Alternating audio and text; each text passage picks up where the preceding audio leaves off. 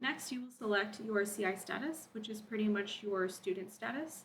So for example, if you resided on campus for the academic year of 2019 to 2020, you would be a returning resident.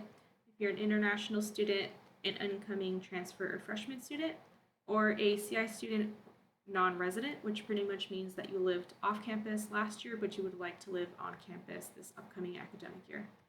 The rest of this page goes over enrollment verification, so please read through this since it contains information about how many units you need to retain student housing at CI, as well as when the dates for enrollment verification is going to be. So once you read through this and select your status, go ahead and save and continue. And then you'll be asked to verify some personal details. So this first section is a manual entry for your student mobile phone number.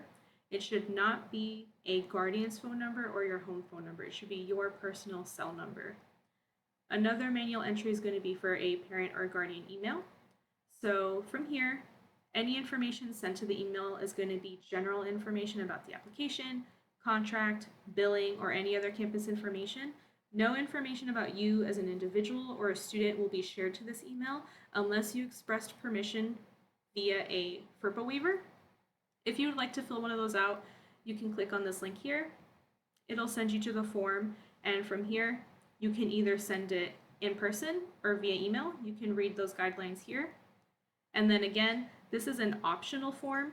This does not need to be done unless you would like to. So if you want to learn more, go ahead and read that form and submit it if you would like to. These next few sections are going to be read-only, so that pretty much means that you cannot edit it through the application.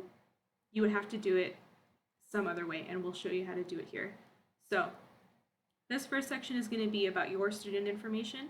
If anything in here is wrong, it's actually coming from our registrar's office. So go ahead and click on the link provided to see how to update that information.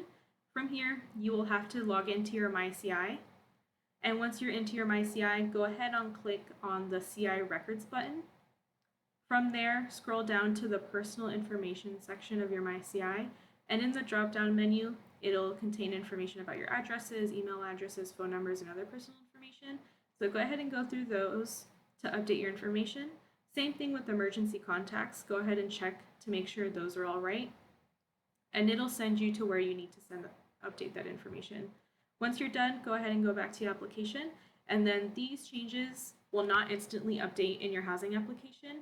Updates are loaded nightly, so it'll typically update the following day in your housing application. You can either continue on and check back at a later time, or you can wait to make sure.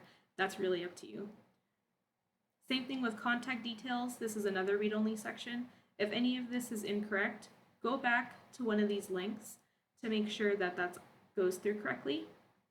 If there's anything like your name that's incorrect, there's actually forms with the registrar's office that you can change with, or even your SSN. If you have any questions about these forms, go ahead and contact our registrar's office, and you can find that information here. Once you're done with all of that, go ahead and click Save and Continue to continue on with the application.